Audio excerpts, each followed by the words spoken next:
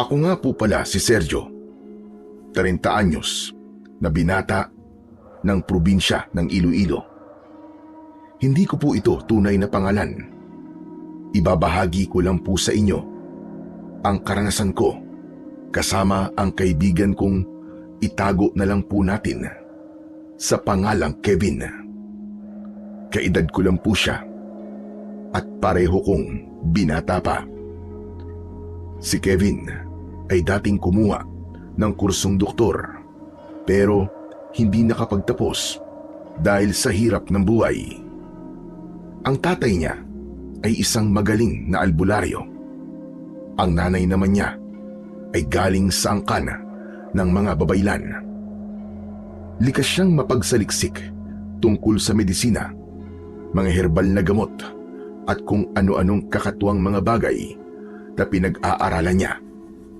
Minsan pa nga ay nahuhuli ko siyang pinag-aaralan ang iba't ibang mga pamahiin sa Iloilo at tungkol sa mga elementong hindi nakikita sa paligid. Muli, ako po si Sergio at ito ang aking kwento. Hoy, Kevin, anong libro yung pinag-aaralan mo? Bakit parang mga horror creatures naman ang nakabalandra sa mga pahina niyan? Walang sabi-sabi kong biglang inagaw ang librong binabasa niya at binuklat-buklat. Uy, anong mga to? Tiyanak, tiktik, kapre. Oh, may duwende at aswang pa. Huh, naniniwala ka sa mga to? Aba malay ko kung totoo ba sila o hindi. Gusto ko lang naman pag-aralan eh. Bakit, may masama ba ron? Hindi naman sa minamasama ko. Pero anong kinalaman ng mga to sa mga dati mong sinasaliksik tungkol sa medisina? Wala lang. Huwag mo naman pakialaman ng trip ko. Sarili mong trip ang pagtuunan mo. Saka bakit kasi hindi ka umanap ng sarili mong racket? Ako, kahit di ako nakatapos, kahit papano, may mga nagpapagamot naman sa akin.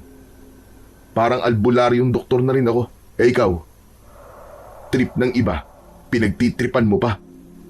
Asos, parang napatanong lang ako eh. Napaka-defensive mo naman kagad. Minsan, ay sadyang may pagka-weird talaga si Kevin. Yung tipong magugulat na lang ako na may kung ano na naman siyang pinagkakaabalahan. Minsan, kahit gabing-gabi na, ay naroon pa rin siya sa parang klinik niya sa likod ng kanilang bahay. Napapaisip ako, may kung ano yatang itinatago ang kaibigan ko. Tulad na lamang ng isang gabi na nakitulog ako sa kanila. Napansin ko siyang pasimpleng nagpunta na naman sa kanyang klinik sa 10 oras ng gabi. Sa pagkausisa ko ay sinundan ko siya habang napapabulong sa sarili. Huh? Ano kayang gagawin ni Kevin sa ganitong oras? Ano kaya ang matutuklasan kung tinatago niya?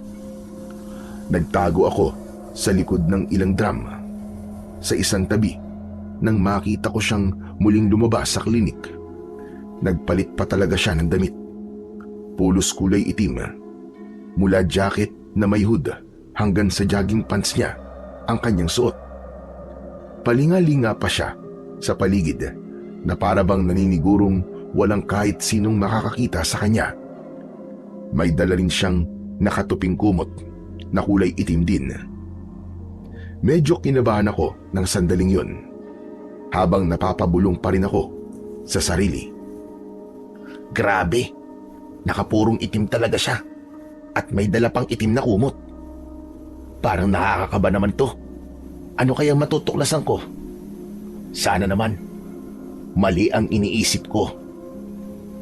Nakita kong mabilis na nagtungo si Kevin sa mga puno sa likod ng bahay nila. Nawala siya saglit sa dilim. Naghintay ako na muli siyang lumitaw. Maya-maya ay nakarinig ako ng parang tunog ng kung anong nilalang at napansin kong nagsisigalaw ang mga daon at sanga ng isang puno. Nako, baka kung ano na nangyari kay Kevin ah. Sigurado kung hindi sa tao o hayop ang narinig kong tunog na yon.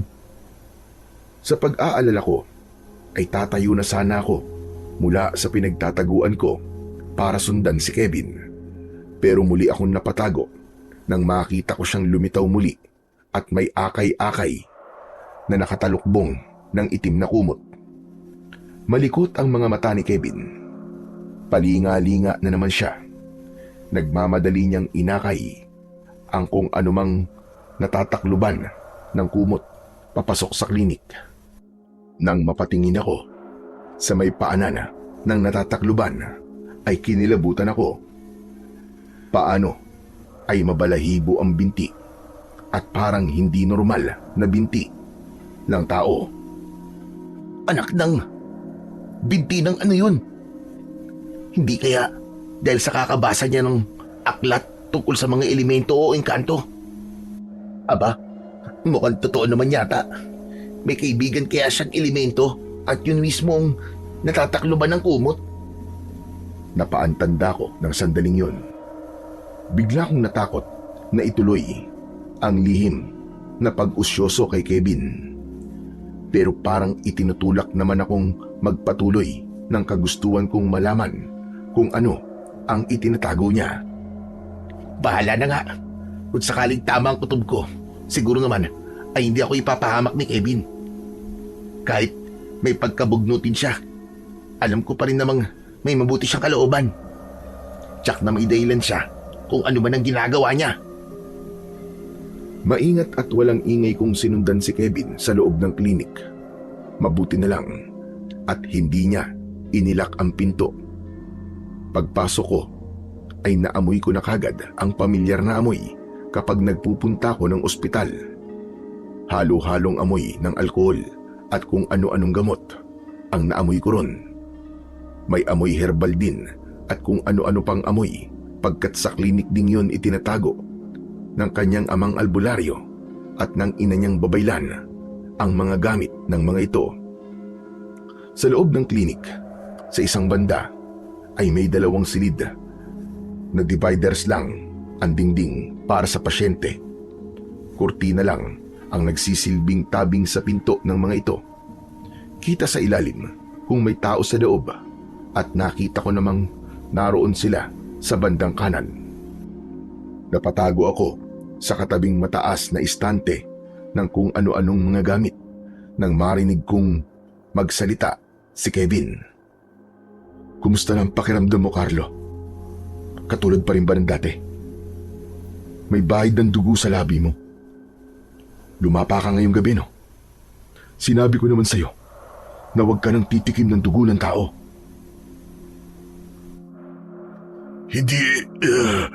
Hindi tao nilapa ako ngayong gabi. Kambingan nilapa ako. Hirap pa rin talaga akong pigilan ang sarili ko na huwag tumikim ng dugo at sariwang laman, Kevin. Nanlaki ang mga mata ko at napatakip ng bibig sa narinig. Naisip ko bigla na baka aswang o vampira ang kausap ni Kevin. Bali-balita kasing may umaaligid na naman daw na mga aswang sa lugar namin. Naisip ko ring baka ito ang salarin sa mga alagang hayop ng mga kababaryo ko na paisa-isang nawawala. Teka, sagutin mo ko ng direkta. Ikaw ba ang kumukuha at dumalapan ng mga alagang hayop ng mga tao rito? Oo, Kevin. Ako nga. Pero mas mabuting mga hayop na lang ang lapain ko kesa naman tao. Kung sa bagay, mas maigi nga yan. Pero malalagot ka pa rin sa mga tao kapag nahuli ka nila. Ikaw rin. Sayang ang pagsisikap mo kapag nahuli ka pa rin nila. Pero anong gagawin ko, Kevin? Wala ka na bang nagagawa na mas mabisang gamot para sa akin? Ayoko na rin talagang maging ganito. Nahihirapan na ako. Pati ang pamilya ko ay ayaw na rin maging ganito. Tulungan mo kami. Pakiusap. Tinutulungan na nga kita eh. Pero sana naman ay mas tulungan mo ang sarili mo na pigilin ang dati mong nakasanayan. Mas magiging mabisa ang mga ginagawa kong gamot kung didisiplinahin mo ang sarili mo. Ganito ang gawin mo. Unti-untiin mong bawasan ang paglapa mo sa mga hayop. Unti-unti mo ring sanayin ang sarili mo na mas damihan ang pagkain ng mga gulay, prutas, at nilutong karne. Subukan mo ring mag-carrot shake. Ano ka mo? Carrot shake? Ano naman yun? Carrot na binlender o kaya ay dinikdik at kinatas. Yun ay kapareho rin ng dugo. Mayaman din yun sa iron. Yun na lang ang pagtiyagaan mo. Sige, gagawin ko yan alang-alang sa ikagagaling ko. Pero habang buhay na lang bang ganun ang gagawin ko? Hindi na ba talaga ako babalik sa dating ako? Sa ngayon, ayun muna ang kailangan mong pagsikapang gawin. Susubukan ko maghanap ng magaling na albularyo o antingero na marunong o kayang baligtarin ang pagkatao mo. Ilalantad mo ko sa kanila. Baka gawan nila ako ng masama, Kevin. Alam mong kakontra ko sila. Hindi siyempre. Basta ako nang bahala. Mananatiling sekreto lang tong ginagawa ko. At kapag nagtagumpay ang panggagamot ko sa'yo, ay saka natin isusunod ang buong pamilya mo. Maraming salamat kagad, Kevin. Napakabuti mo talagang kaibigan. Kahit ganito ako, tinanggap mo ko bilang kaibigan. Hayaan mo, palagi rin kitang poprotektahan sa ibang mga aswang. Ikaw at ang pamilya mo. Muli akong napatakip ng bibig nang makumpirma ko kung anong nilalang ang kausap ni Kevin. Yun ay walang iba, kundi aswang. Nang sandaling yon, ay talagang kinilabutan ako. Paano kung naaamoy pala ng aswang ang dugo ko at naroon lamang ako? Alam ko ay matalas ang mga pandama ng mga aswang. Naisip kong magmadali nang lumabas at bumalik sa bahay ni na Kevin. Naisip kong mahirap na kapag nahuli ako. Baka gawan ako ng masama ng tinatawag ni Kevin sa pangalang Carlo. Isa pa, tingin ko ay kailangan ko itong ipaalam sa kinauukulan. Hindi magandang makipag-ugnayan si Kevin sa mga aswang. Paano kung nayanggaw na pala siya? Malamang na pati ako ay mahawaan din ni Kevin. Ayokong mangyari yon. Ayokong maging aswang. Pero tatayo pa lang sana ako ay saka naman ako naamoy ng aswang. Para akong napris ng sandaling yon. Teka, Kevin. Tayo lang ba talaga nandito? Bakit parang may naaamoy akong sariwan dugo ng ibang tao maliban sa'yo? Lalo ko nanigas nang biglang hinawi ng aswang ang kurtina at iginala ang paningin sa palibot ng klinik. Sobrang nakatatakot ang kanyang itsura. Mapupula ang nanlalalim na mga mata. Maumbok ang bunganga dahil sa nag-uusliang matatalim na mga pangil. Medyo mabalahibo ang buong katawan na naglalangis at mamula-mula. Ang mga kuko nito ay mahahaba at matutulis. Ang mga kamay naman ay nakaposisyon na para bang mandadamba anumang sandali. Si Kevin naman ay pagtataka at pag-aalala ang nakalarawan sa kanyang muka. Maging siya ay sinuyod ng tingin ang buong klinik. Talaga bang may naamoy ka? Baka si nanay at tatay lang yon. Huwag mo silang gagawa ng masama, Carlo. Ako ang bahala magpaliwanag sa kanila. Hindi, Kevin. Hindi mo kaamoy ang dugo ng isang ito. Ayun, alam ko na kung saan siya nagtatago. Sa gilid ng estanteng yun. Mabilis na kumilos ang aswang at inilak kagad ang pinto ng klinik para siguraduhin hindi ako makakatakas. Makaraan ay pabigla itong lumantad sa kinaroroonan ko. Sa gulat ko ay napasigaw ako, pero nang makita ko ni Kevin ay mabilis din niya akong nilapitan at tinakpan ang bibig ko. Kaibigan ko rin siya, Carlo. Huwag mo siya sasaktan. Ako na magpapaliwanag at makikiusap sa kanya. Pero hindi pwedeng may ibang makaalam na pinupuntahan kita rito, Kevin. Paano na lamang kung... Natigilan ng aswang. Nang sumenyas ako ng pagsuko, itinaas ko ang dalawa kong palad. Sinenyasan ko rin si Kevin na alisin ang kamay niya sa bibig ko. Huwag kang sisigaw, Sergio. Kung hindi, ay baka mapilitan si Carlo na saktan ka. Magpapaliwanag kami sa'yo. Hiningal ako nang bitiwan ni Kevin ang bibig ko. Hiningal ako dahil sa kaba, gulat at takot. Nanlalaki pa rin ang mga mata ko habang nakatitig sa nakakakilabot na aswang. Pasensya ka na, Kevin, tol. Kung nagusisa ako, hindi ko sinasadyang matuklasan ang nangyayari dito. Talaga bang isa siyang aswang? Hindi ako aswang. Huwag mo akong tawaging aswang. Hindi siya masamang aswang, Sergio. Kung yun ang iniisip mo. Siya at ang kanyang pamilya, sa katunayan, ay ayaw na maging mga aswang. Gusto nilang mamuhay ng normal na tulad natin. Naalala mo ba yung kwento ko sa'yo? Na kumuntikan na akong malapa ng aswang minsan? Ha? Siya ba yun? Oo, Sergio. Siya ang nagtanggol at nagligtas sa akin. Simula noon, ay naging lihim na kaming magkaibigan.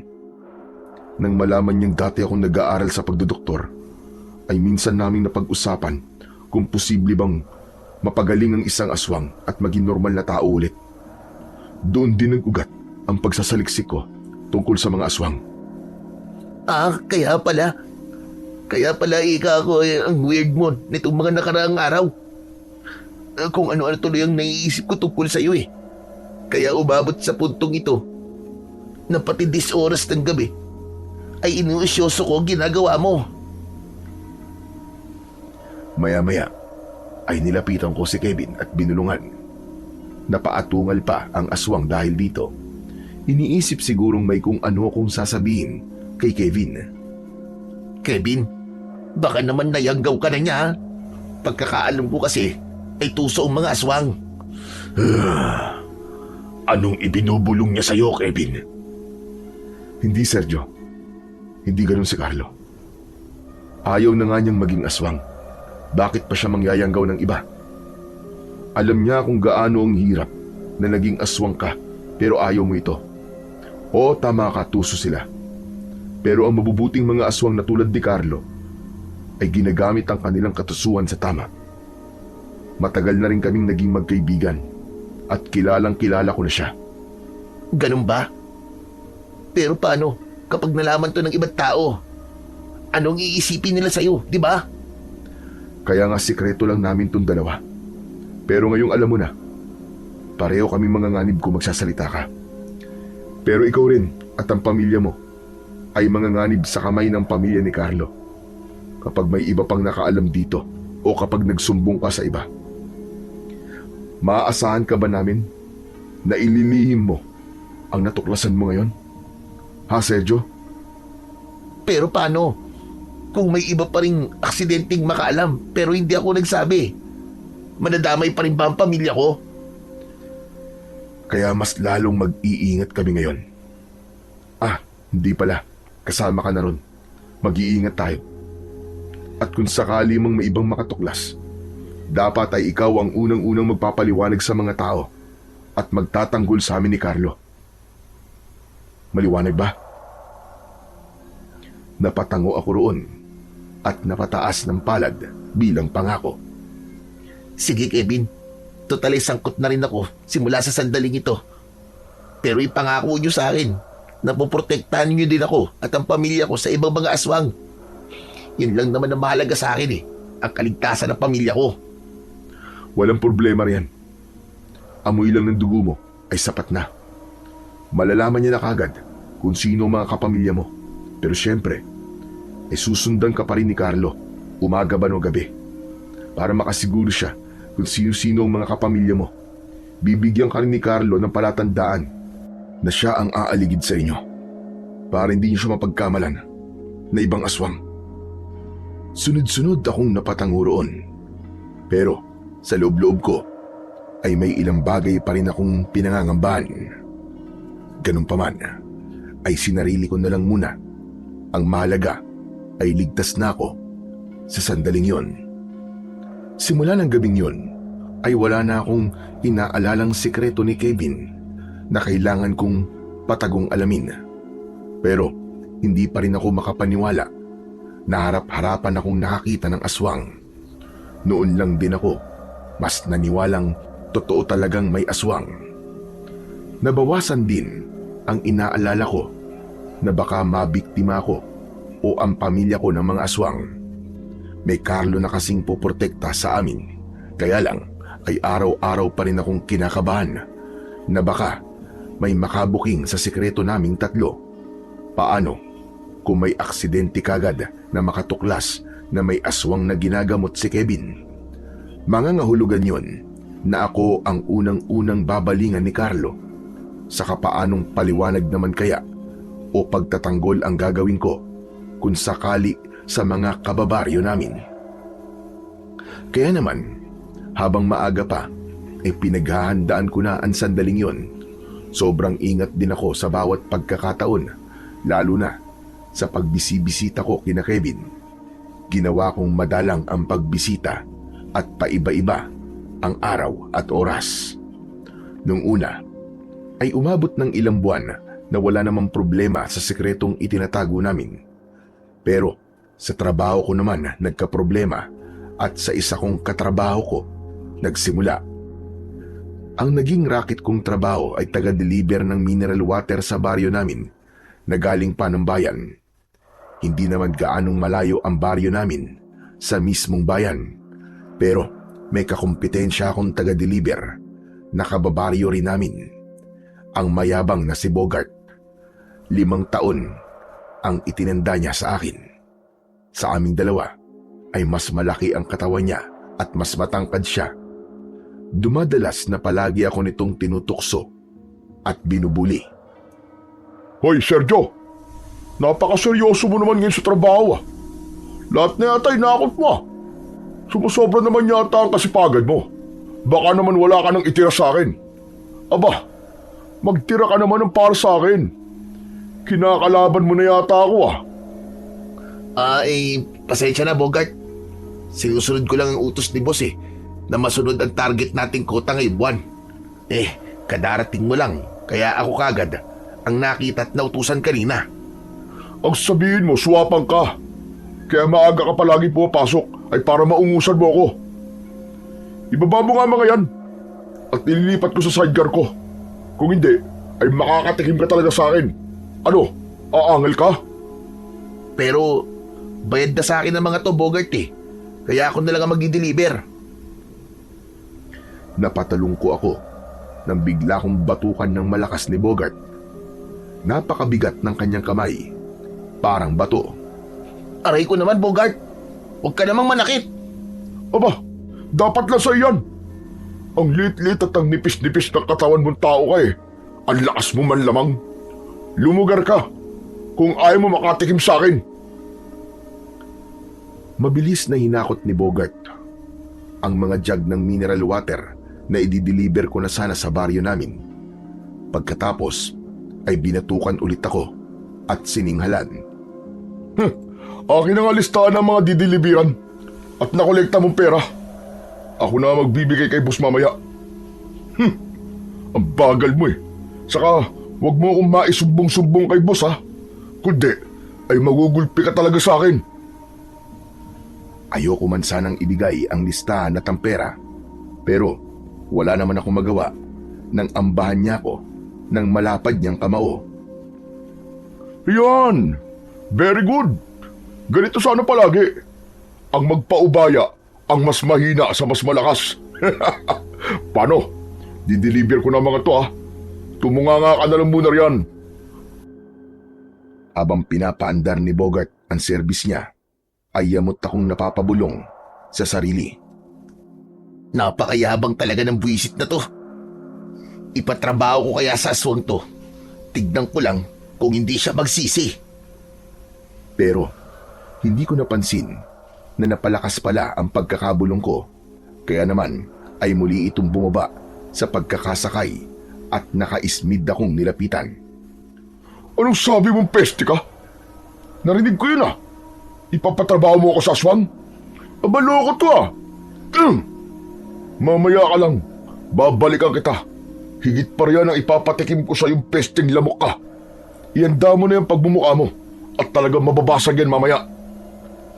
Diyan ka na nga. Talagang pinapakulo mo lang ang dugo ko eh. Akala mo naman kayang-kaya mo ko. Pwe? Dahil sa bantang yun ni Bogart, na alam kong tototohanin ito, ay naisipan kong kina Kevin na lang muna ako makituloy. Ngunit nagkamali ako sa pag-aakalang hindi na ako nito susundan doon. Akala ko ay titigil ito kapag nalamang wala ako sa amin. Yung pala ay pinabantayan pa ako sa mga katropa nitong basagulero at itinuro kung saan ako tumuloy. Nagkataon pang ng bandang kalalatag pa lamang ng dilim ay oras ng muling pagpapatingin ni Carlo sa klinik ni Kevin. Napaaga ang check-up nito at saktong wala ang mga magulang ni Kevin. May dinalaw ang mga ito sa ibang probinsya. Nang marinig namin ni Kevin ang senyales ng tunog ni Carlo, ay kagad namin siyang pinuntahan sa mga puno sa bakuran ng klinik. Dala-dala namin ang pantalukbong na kumot na itim. Ang aga mo yatang nagpunta rito ngayon, Carlo. Anong meron? May problema na naman ba sa pinapainom ko sa yung herbal na gamot? Hindi ko maintindihan, Kevin, kung bakit ngayon kakapalit ko lang ng anyo ay sobrang sumasakit ang mga pangil at mga kuko ko. Mukhang kailangan mo kong check-upin ulit. Ganun ba, Sergio? Takluban mo siya ng maigi ng kumot at alalayan natin siya papasok sa loob. Bantayan mo rin ang paligid at baka mamaya may nagmamasid sa atin. Tara na, bilisan natin kumilos. Pagpasok namin sa loob ng klinik ay biglang natigilan si Carlo at saglit na inamoy-amoy ang hangin.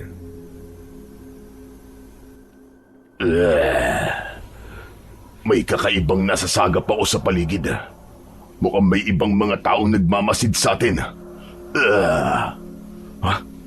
Sigurado ka ba, Carlo? Sergio, wala bang nakasunod sa'yo nang pumunta ka rito? Ha? Wala naman. Mag-isa ko lang na nagpunta rito at tiniyak kong walang sino mang nakakaalam na nagpunta ako rito. Ano ba kasi nasasagap mo, Carlo? Hindi lang isang naaamoy kong dugo ng tao sa paligid. Ang isa ay sobrang lansa. Ang isa naman ay parang masakit sa ilong ko. Nagtawag ka ba ng antingero, Sergio? Naku, hindi ah. Bakit naman ako magtatawag? Hindi ko ipapahamak ang pamilya ko sa kamay ng mga kapamilya mo para gawin ko yun. Promise, tapat ako sa usapan natin. Saka yung isang malansang dugo, parang naaamoy ko rin ang amoy mo sa kanya. Ipaliwanag mo to sa akin, Sergio. Kung hindi, ay may pipilitan akong iurong ang proteksyon ng pamilya ko sa pamilya mo.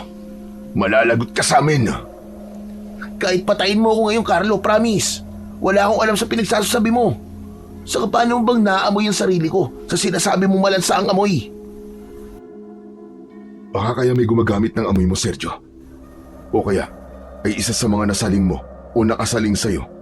Sa maghapong ito, hindi mo namamalayang sumunod sa'yo at dumikit sa kanya ang amoy mo. Doon na ako kinutuban at naalala ko si Bogart. Bigla akong nag-alala. Bakit naman sa lahat ng pwedeng sumunod sa akin ay ang galunggong pang yun? Nagsisituloy ako kung bakit naibulong ko pang ipapatrabaho ko siya sa aswang. Mukhang yun pa ang isa sa dahilan at palihim akong sinusundan ng mukong na yun. Naku, alam ko na kung sino ang hindi namamalayang sumunod sa akin. Ang buwisit na Bogart na yun. Bogart? Sinong Bogart? Hindi mo siya kilala. Kababaryo lang natin. Yung katrabaho kong delivery boy rin ng mineral water na palagi akong binubuli. Ang buwisit na yun. Kaninang umaga lang ay ilang ulit akong binatukan. Sa inis ko ay napabulong akong ipapatrabaho ko siya sa aswang. Kaso napalakas pala ang pagkakabulong ko. Babalikan daw niya ako. At alam kong bubugbugin niya ako kaya naisip kong dito na lang muna ako tumuloy. Hindi ko naman nakalaing masusundan pala niya ako eh. Pasensya na, hindi ko sinasadya. Napakasama naman pala ng Bogart na yun. Pasalamat siya at kailangan ko magtimpi. Kung hindi, ngayon pa lang ay susugurin ko na yun at lalapain. Kilala ko na. Si Bogart Calvante. Yung leader ng mga basagolero sa kanto ng Purok 6. Nako, bakit naman yung pang nakasunod sa'yo rito? Carlo, saan banda mo siya nararamdaman? Pero relax ka lang ha. Hindi mo siya pwedeng sugurin at baka hindi ka makapagpigil ay malapa mo siya. Mas mahihirapan tayong pagalingin ka kung manglalapa ka na naman ng tao. Mawawala ng epekto ang nasimulan na natin. Nanggigigil na talaga ako, Kevin. Ano ay nang gagawin natin? Nakita kaya niya ang itsura ko. Baka makilala niya ako. Kahit magpalit ako ng anyo. Hindi ka naman siguro nila nakita. Nakatalokbong ka naman ng kumot. Ang problema lang natin ay kung ano ang iisipin niyang inililihim natin. Malamang, iisipin pa rin niyang baka aswang nga dahil siya nabanggit ni Sergio. Dahil ako ang punot dulo ng problema namin, ay nag-isip akong maigi kung ano ang dapat naming gawin para malusutan ang maaaring isipin ni Bogart. Hanggang sa may naisip ako. Alam ko na, Kevin. Hindi ba? Ay may manikin dito sa klinik. Nakakulay ng balat ni Carlo. Talokbukan din natin ang kumot at ilabas din natin kagad maya-maya para maisip niyang manikin lang pala. Kunyari itatayo natin sa ilalim ng puno. At magkunwari tayong may kung anong gagawin. Tapos ay talokbungan ulit natin at ipasok. Aba, tama. Maganda yung naisip mo. Sige, gawin kagad natin. Pero may isa pa akong nararamdaman sa paligid kanina. Malakas ang kutob kong isa yung antingero. Nako, wala na akong alam dyan, Carlo. Kevin, wala nga akong kilalang antingero eh. Saka, naamoy mo rin ba ang amoy ko sa kanya? Teka pala, ang naamoy ko pala sa isang yun ay amoy mo naman, Kevin. Bakit nakahalo ang amoy mo sa kanya? Yun na ba ang sinasabi mong hahanap ka ng antingero na makakatulong mo para gamutin ako? Pero bakit kailangan magmanman siya ng ganito? Paanong wala pa kaya akong nahahanap ng tingero? Paanong may susunod sa akin na katulad niya? Pero bakit nakahalo sa kanya ang amoy mo? Baka tulad ko lang din kay Bogart. Baka may nakasalamuha kang antingero, Kevin, na hindi mo alam. Malay natin. Baka may naramdaman din sa'yo ang antingero. Nakakaiba at naging mausisa siya. Kaya kasinundan nang di mo namamalayan. Paano na to, Kevin? Baka malintikan ako sa antingero na nakasunod sa'yo. Kailangan gawa natin to ng paraan. Baka isipin ng antingerong yun na masama akong aswang. Saglit kaming natigilan at nag-isip. Pero, naalala ko si Bogart. Mamaya na natin isipin ang tungkol sa antingero, Kevin. Yung Bogart muna ang isipin natin. Ilabas na muna natin ang manikin. Tapos kapag nasa labas na tayo, ay mataan natin at alamin kung nasang banda ang antingero. Ganun na nga ang ginawa namin. Iniwan namin saglit ni Kevin si Carlo sa loob ng klinik habang inilalabas naman namin ang manikin na kunwaring natatakluban ng itim na kumot ay palingalinga kami ni Kevin sa paligid. Pagkababa ng manikin sa ilalim ng isang puno at maalisan ito ng talukbong ay siya namang pagkarinig namin sa dalawang taong nag-uusap sa likod ng bakod na pader ng bakuran ni na Kevin. Pasimple kaming sumilip doon. Nakita namin si Bogart at ang isang matandang babae na may hawak na tungkod. Siyempre ay hindi kami napapansin ng mga ito dahil maingat lang kaming sumilip. Sigurado po akong aswang po yung tinatakluban nila ng kumot na nakita nating inakay nila papasok. Gaano ka nakakasiguro, iho? kilala mo ba ang dalawang lalaking iyon? Aba, oho. Lalo na po yung isang medyo payatot. Si Sergio po yun. Katrabaho kong delivery boy ng mineral water sa bayan. Kaya ko po nasabing aswang yun ay dahil binantaan po niya ako kaninang umaga lang na ipapatrabaho daw po niya ako sa aswang. Napatango ang matanda at napaisip. Pero parang iba rin ang palihim na titig nito kay Bogart. Parang nananadya ito. Yung isang lalaki, kilala mo rin ba? Si Kevin naman po yun. Dati po siya nag-aaral ng pagdodoktor. Pero hindi po nakatapos. Ngayon po ay nanggagamot po siya ng mga tao rito sa amin. Albularyo rin po ang tatay niya. At ang pagkakaalam ko po ay isang babay lang naman ang nanay niya. Muling napatango-tango ang matanda na medyo parang nagliwanag ang pagkakadilat ng mga mata. Babayla at albularyo pala ang mga magulang niya. Kaya naman pala. Ano pong ibig niyo sabihin? Matagal niyo nang kilala si Kevin? Naku hindi ko siya kilala. Ewan ko ba kung bakit ako napasunod sa kanya. Ikaw, iho, bakit narito kang pasilip-silip sa looban? Kung totoo ang aswang ang nakatalukbong sa kubot, bakit parang hindi ka naman natatakot? Hindi naman po sa hindi ako takot. Yung si Sergio po ang sadya akong sinusundan. May atraso po kasi sa akin ng lokong yun eh. Babalikan ko po sana. At inabangan ko pong umuwi sa kanila. Pero dito po pala tumuloy. Binantaan po kasi ako ng lokong yun ay papatrabaho raw ako sa aswang. Tapos, ngayon lang po nakita natin ang inaakay nila kanina. Ay bigla ko po naisip na baka yun ang aswang. Ganun ba? Malamang nga na aswang iyon. Malakas ang kutob ko. Pero teka, silipin nga ulit natin ang ginagawa nila. Lumabas sila ulit, hindi ba? Dali-dali kaming bumalik sa pwesto namin ni Kevin sa tabi ng manikin. Nagkunwari kaming tinatanggal ang kumot. Kumuha pa kunwari si Kevin ng ilang dahon sa puno ng bayabas at inihampas-hampas sa manikin. Kunwari rin kaming nag-uusap. Teka, para sa niyang paghampas-hampas mo ng dahon ng bayabas, Kevin? Kailangan to talagang hampasin eh. Pambugaw na masasamang espiritu na baka sumanib sa manikin at para maligaw sila sa paligid. Hayaan mo silang sumanib sa iba. Nararamdaman ko kasing may ligaw na mga nilalang sa paligid. Nagmamasid sila. Pakindat-kindat pa sa akin si Kevin habang pasimpleng ngumunguso sa kinaroroonan ni na Bogart at ng matanda. Ha? Nararamdaman mo talaga na nagmamasid sila? Oo. Nakalimutan mo na ba na anak ako ng isang babaylan? Tinuruan ako ni nanay kung paano pakiramdaman ang mga elemento sa paligid. Paano mo nararamdaman? Yung isang nilalang ay paekis-ekis ang hilatsa ng bituka at napakabaho ng pagkatao. Amoy utot ng kapre. Yung isa naman ay di ko alam kung masama o mabuting elemento. Pero parang magaspang at kulubot na ang balat niya.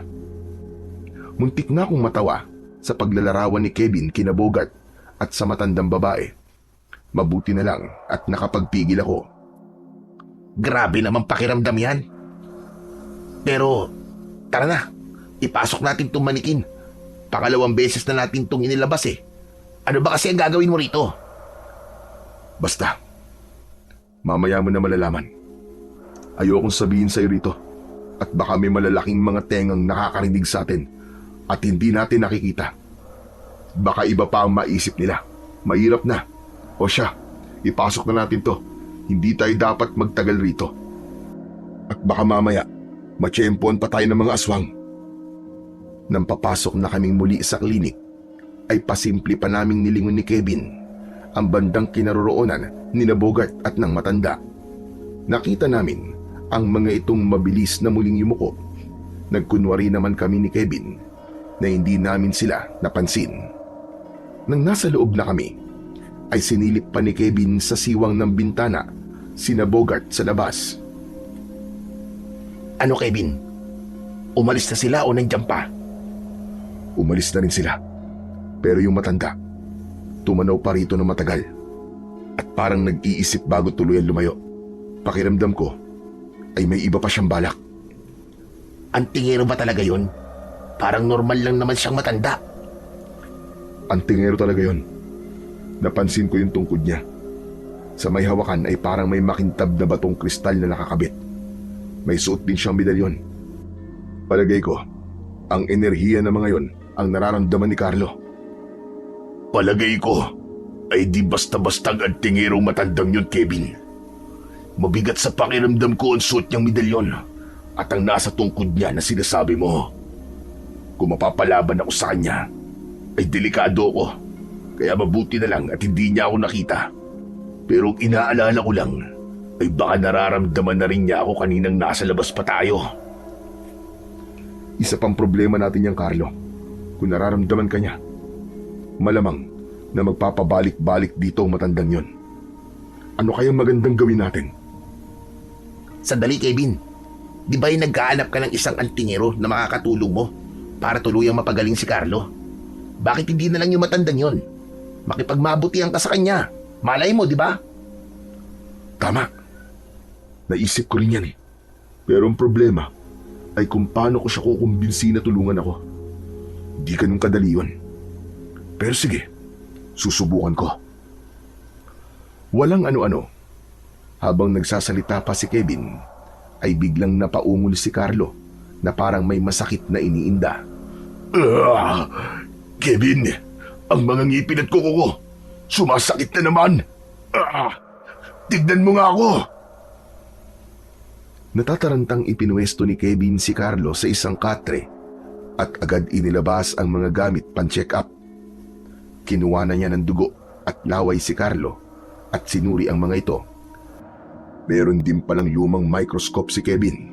Meron din siyang iba't ibang herbal na langis na nakalagay sa mga garapon. Naglabas siya ng dropper at sa pamamagitan nito ay kumuha siya ng konting langis sa isang garapon. Pinatakan niya ang dugo at laway ni Carlo at inilagay sa microscope. Makaraan ay napalitan ang pagkaseryoso sa mukha ni Kevin. Biglang nanlaki ang kanyang mga mata at maluwang na napangiti. Sa wakas, itong bagong langis na nagawa ko, Carlo, ang lubusang makapagpapagaling sa'yo.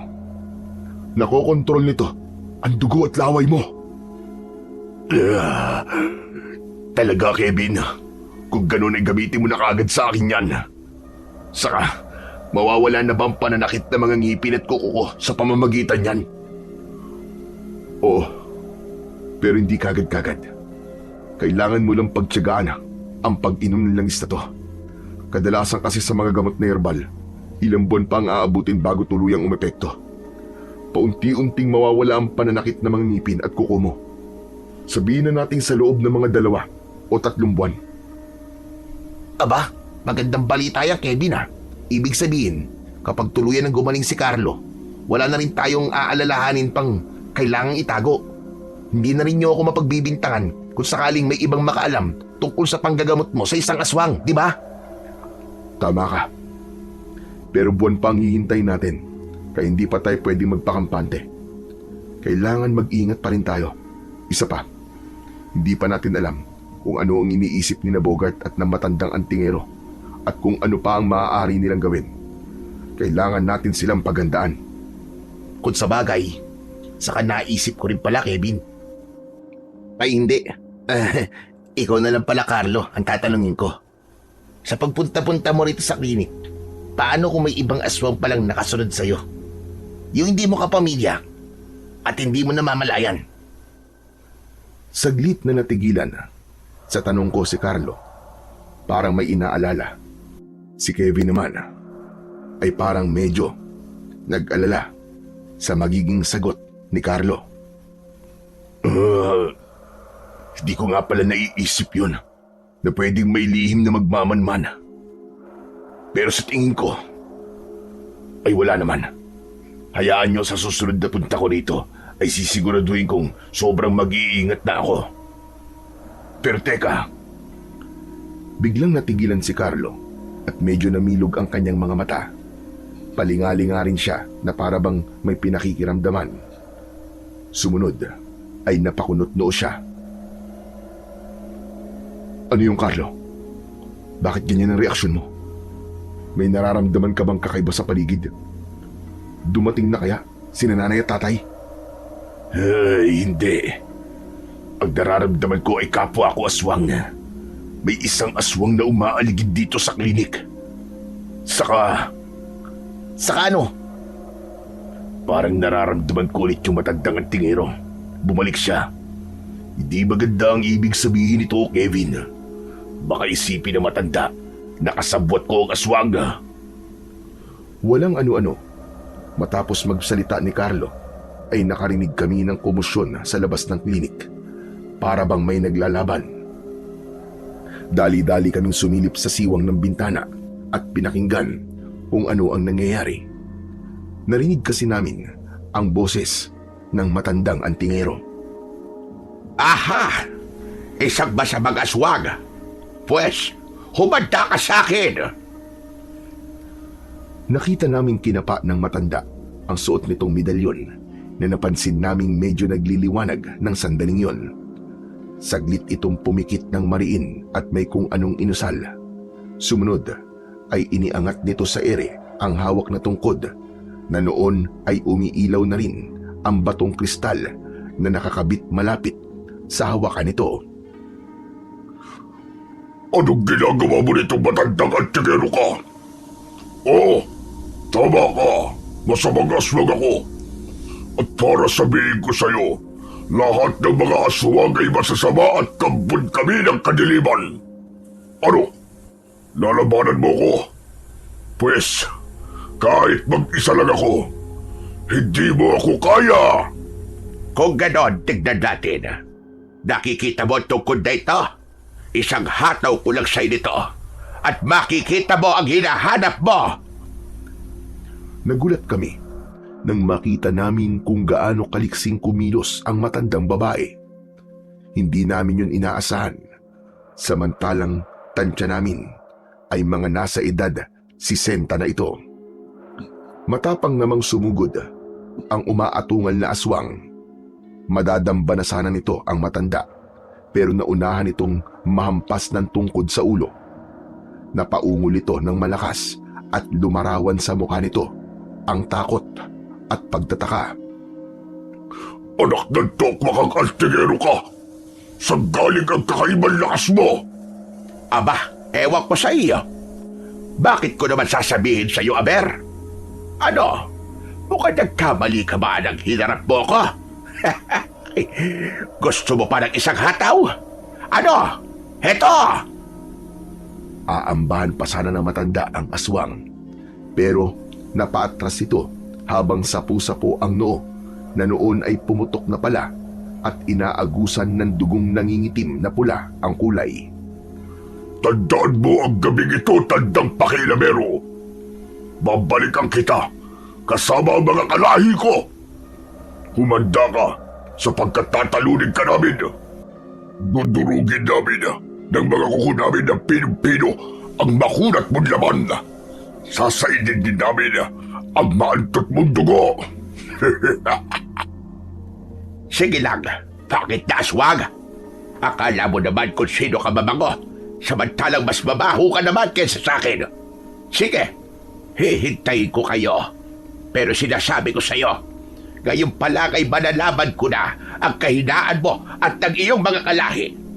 Nasaling ng tungkod ko ang noo mo, hindi ba? Yun na yun.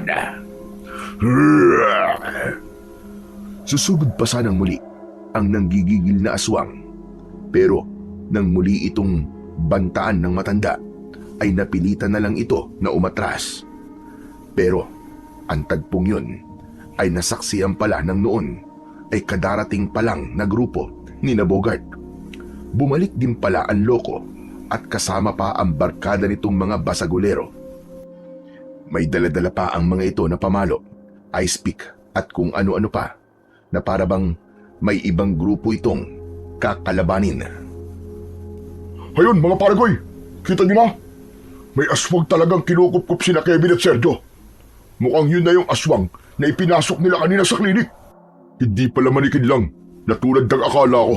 Tara, Sugurin natin at patayin ang aswang na yon! Sugod! Pero nakatakas naman ang aswang pagkat matuloy nitong kumaripas ng takbo hanggang sa maglaho sa dilim. Sumunod ay hinarap ng matanda ang grupo ni Bogart. Sandali lang mga iho. Natibre niyo na ba sa mga tanod ang tungkol dito? Hindi pa ho. Nakalimutan ko pala. Tara mga pare ko'y, tawagin natin ang mga tanod at papuntahin natin dito. Kailangan mapanagot si na Kevin at yung Sergio na yon. Malamang nariyan pa sila sa loob. Humanda sila mamaya sa atin. Matitikman nila mga kamao ko. Lalo na ang Sergio na yon. Nagmamadaling umalis ang grupo ni Bogart. Ang naiwang matanda naman ay nagmamadaling tinungo ang klinik. Papunta rito matanda, Kevin. Anong gagawin natin? Wag na wag mong papapasukin dito ang antingirong yung Kevin. Baka gawan niya ako ng masama. Baka matulad daw kay Gordon na pumutok ang noo. Gordon? Sinong Gordon ang sinasabi mo, Carlo? Yung aswang na kinalaban ng antingero na sumunod pala sa akin dito. Ang buwisit na Gordon na yon. Mukhang may masama na naman binabalak sa akin at maghahanap na naman ng ikasisira ko sa mga kalahi namin. Karibal ko yon sa babaeng nililigawan ko. Pero pares kong hindi masamang aswang at ayaw na ring maging aswang. Hindi niya dapat malaman na nagpapagamot ako sa'yo. Baka pati kayo ay idamay niya. Hindi ako makakapayag na mangyari yun. Mukhang kailangan kong patahimikin ang gagong yun. Tatangkain sanang lumabas ni Carlo para sundan ang tinatawag niyang si Gordon. Pero nakalimutan niyang papunta sa klinik ang matandang antingero. Kaya naman, pagbukas niya ng pinto, ay nagkasalubong sila. Pareho pa silang napatras mula sa isa't isa. Si Carlo ay parang napaso ng masalat ang balat ng matanda. Aray! Aswag! Kamuntikan pang maglaban ang dalawa, kaya naman ay alerto kami ni Kevin na awatin sila. Tinangan ko si Carlo. Si Kevin naman ay ang matandang antingero. Lumayo ka sa akin, matandang antingero! Napapaso ako sa'yo! Bitiwan niyo ako! Hindi ako nagpunta rito para saktan ang kasama niyong aswang. Kung ano man ang ginagawa niyo rito, ay parang naiintindihan ko na.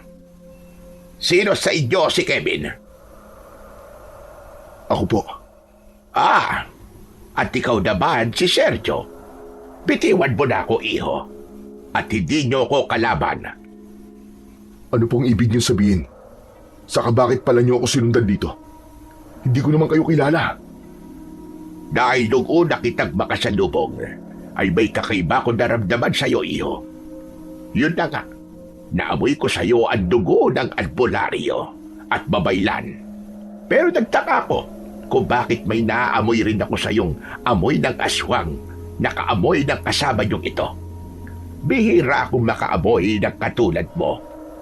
Kaya udyok ng pagkabausisa ko ay lihim kitang sinundan at sinubaybayan.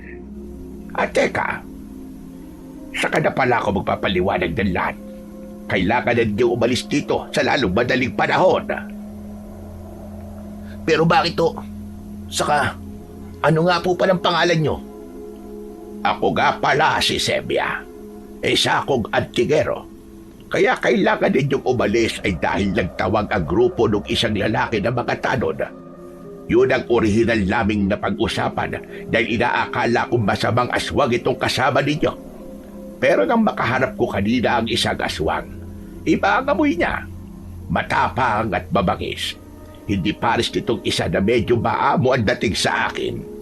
Kaya naisip kong hindi siya masama. Tama ba ako? Tama po kayo. Ay, mamaya na tayo magpaliwanagan. Kailangan na natin umalis. Kevin, saan tayo pupunta? Hindi naman pwedeng sa amin. Lalo namang hindi pwede sa amin. Ay siya, sumunod na lang kayo sa akin sa bahay ko, Kevin. Dalhin mo mga dapat dalhin sa mga gamit mo rito na sa tingin mo ay importante. At tayo na, hindi tayo dapat maabutan dito at baka kuyugin kayo ng mga tao. Naging mabilis ang mga kilos namin ng mga sandaling yon. Hinakot ni Kevin ang mga dapat takutin. Si Carlo ay pinagsuot namin ng jacket na may hood para matakpan ang mukha nito at itim na jogging pants para naman matakpan ang mabalahibo nitong binti. Nang ayos na ang lahat, ay lalabas na sana kami. Pero narinig naming may paparating na sa klinik. Sumilip ako sa siwang ng bintana at nakita kong dumating na ang mga tanod na tinawag ng grupo ni na Bogart. May ilang kalalakihan din silang kasama mula sa baryo na may daladalang mga sandata.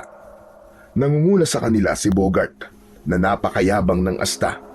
Narinig ko pa ang sinasabi niya. Mga kababaryo, alerto kayo ha! Dahil may kasama silang aswang. Hindi natin alam kung ilan sila. Wala tayong dapat patakasin sa kanila. Tara na! Binalingan ko si Kevin at ang mga kasama ko. Talagang nag-aalala ko. Nariyan na sila, Kevin. Paano tayo makakalabas ngayon? Ganito, sunod kayo sa akin, sa likod tayo daraan. May mga puno sa likod ng bahay namin. Hindi na siguro tayo mapapansin kung doon tayo dadaan. Teka, iho. Ilakbo yung pinto para hindi sila kagad makapasok. Kapag pinilit nilang buksan ay pwede nyo silang ireklamo ng trespassing. Sa likod nga kami dumaan at nagmamadaling tumakas. Pagkasara ni Kevin ng pinto, ay hinarangan din niya ito ng ilang drama na walang laman. Pang-antala kumbaga, para hindi sila makahabol sa amin kung sakali. Ngayon ay sumunod naman kayo sa akin. Kapag nakalayo na tayo, ay normal lang dapat ang lakad ninyo at huwag kayong magpapahalata na may tinatakasan tayo. Habang papalayo kami, ay naririnig pa rin namin ang malalakas na sigaw ni Bogart. Napakaangas talaga ng boses nito. Nakakainis marinig. Kevin! Sergio! Buksan niyo itong pinto! Ilabas niyo mga kasama niyo kaswag dyan! Hindi, ay susunugin namin itong klinik at ang bahay niyo! May mga kasama kami mga tanod dito at si Kapitan. Kaya buksan niyo to! Huwag na kayo magtangkad tumakas pa! Dahil nabukin na namin kayo! Ang anak ng toko ang Bogart na yun. Napakayabang talaga magsalita. Napakaangas. Pues, umasa sila sa wala. May pasunog-sunog pa siyang nalalaman na para bang siyang may otoridad. Umasa siya sa style niyang bulok. Dinala kami ni Aling Sebia sa dulo ng baryo sa bandang Hilaga. Medyo liblib na sa parting yon at kaunti na lang ang mga bahay. Habang tahimik kaming naglalakad, walang ano-ano, ay napatigil ang matanda at iniharang ang isang braso sa amin. Medyo kinabahan tuloy kami. Sandali lang. Wag muna kayong maingay. Medyo umiilaw at suot ko medalyon. Ibig sabihin ay may panganib sa harap natin. Teka, at pakikiramdaman ko lang kung ano. Maging kami, nina Kevin at Carlo, ay nakiramdam din sa paligid. Hanggang sa pare-pareho kaming naningkit ang mga mata nang parang may naririnig kami mula sa di kalayuan. Ha? Anong ingay yun? Naririnig niyo rin ba ang naririnig ko? Teka, parang mga atungal yata na maraming mga aswang ha. Carlo, tama ba ako? Tama ka, Kevin. Atungal nga ng tulad kong mga aswang yun. At hindi lang basta atungal. Yun ay mga atungal ng pinagtaksilan. Malamang na ako at ang pamilya ko ang pakay nila. Pero bakit nandito sila? Bakit parang sa bahay ko pa yata sila naroroon? Naaamoy ko ang aswang na nakaharap ko kanina. Mukhang siya ang nagdala rito ng mga masasamang aswang. Mukhang kilala niya ako at alam niya ang bahay ko. Naku po, ano pong gagawin natin? Sana po tayo ngayon pupunta? Ayoko pong malapa ng mga aswang. Sandaling natigilan si Aling Sebia. Nag-iisip habang himas-himas ang kulubot na baba. Alam ko na.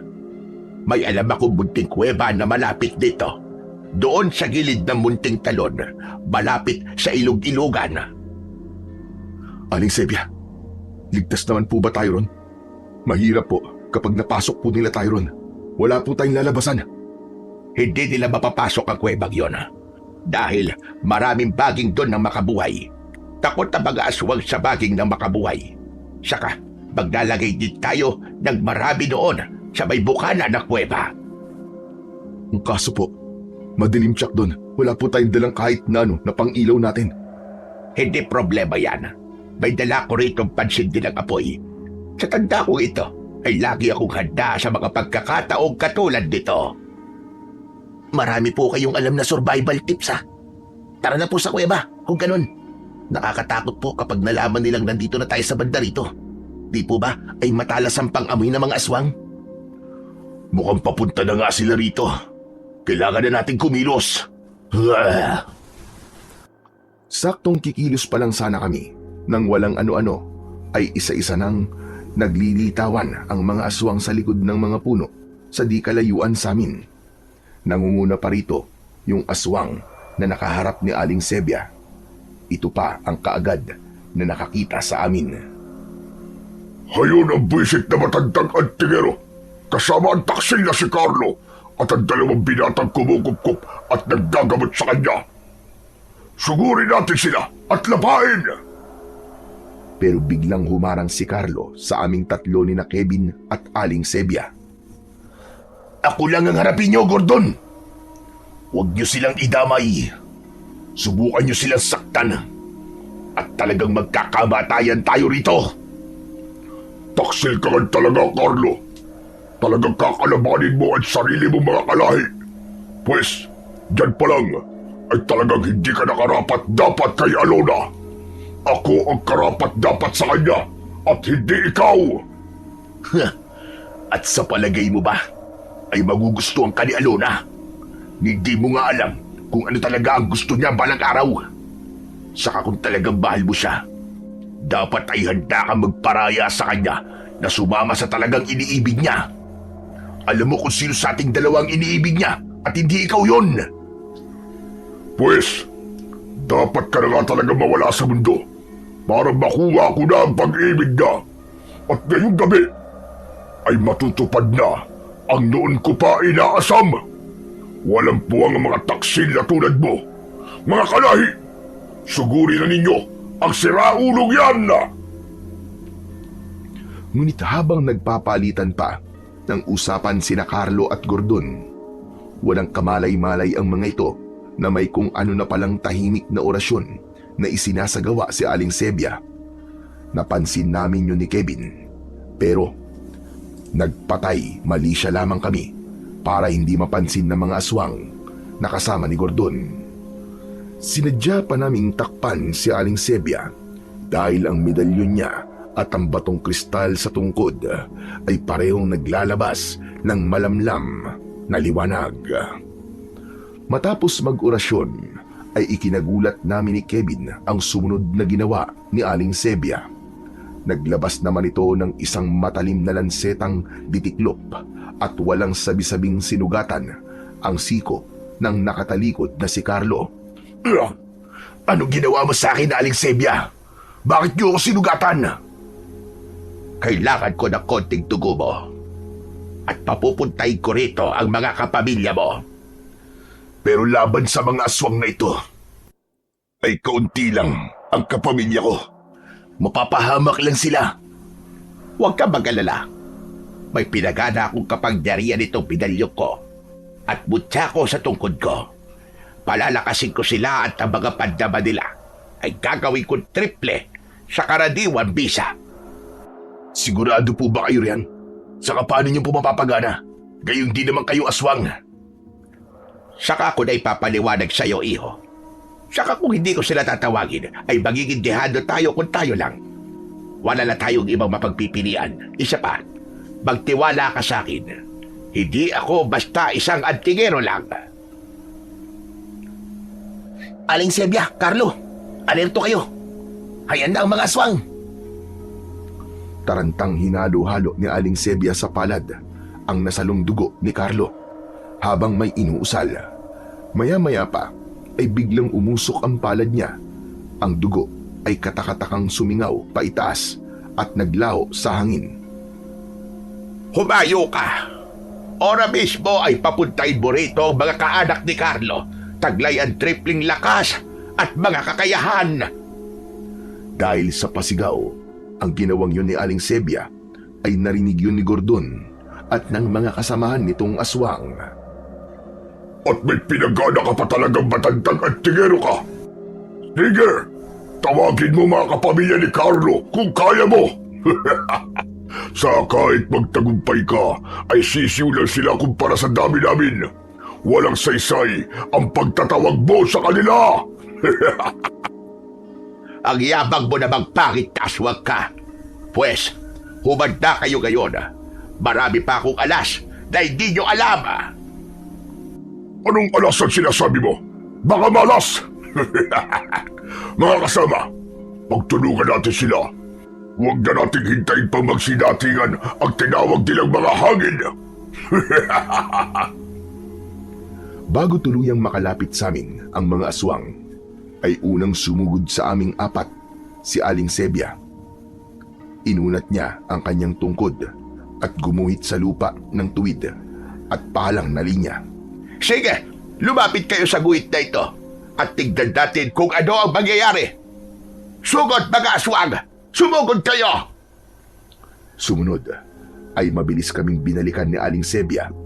Gumuhit naman siya ngayon ng pabilog na linya sa palibot naming apat. Aling Sebia, ano pong ginagawa nyo? Para saan po yan? At nasa loob po tayo ng bilog na guhit. Basta, wag na kayong lalabas sa bilog hanggat hindi pa dumarating ang mga kaanak ni Carlo. Ang guhit na ginawa ko ay pansamantalang proteksyon lang natin. Hindi sila basta-basta makakalapit sa atin. Subukan nila at talagang matinding mapapaso sila sa lakas ng enerhiyang taglay ng butya ko. Mutya po ba ng ano yung nasa tungkod nyo, Aling Sebia? Ito ang butya ng kadiliman na naghahangad maging liwanag. Mutya ng kadiliman na naghahangad ng liwanag? Meron po pala nun? Abay, oo naman. Ito ay inilaan ng kalikasan sa akin. Ito ay upang bigyan ng pagkakataon na ang masama ay magbago at bumaling sa mabuti. Ayun, mukhang yun po ang kailangan ni Carlo. Tama. Gayon ay alam ko na kung bakit parang nahihila mo ko nung unang makita kita, Kevin. Parang naramdaman ko kasi sa amoy ni Carlo na dumikit sa iyo. Ang dating ako noon. Ano ho? Dating kayo noon? Ano pong ibig niyong sabihin, Aling Sebia?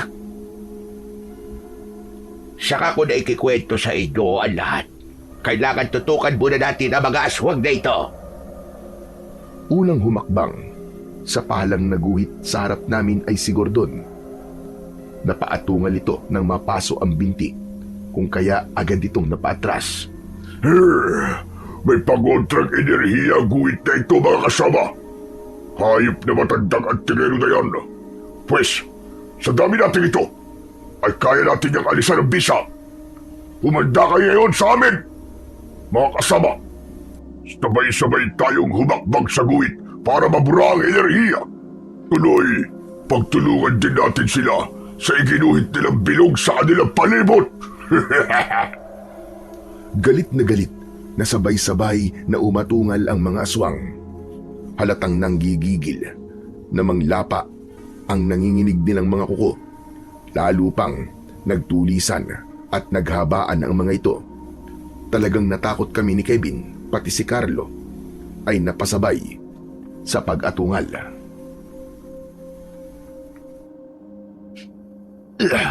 Tumigil na kayo, Gordon! Ramdam kong hindi basta-basta ang kapangyarihang taglay ng mutya at medalyon ni Aling Sebia.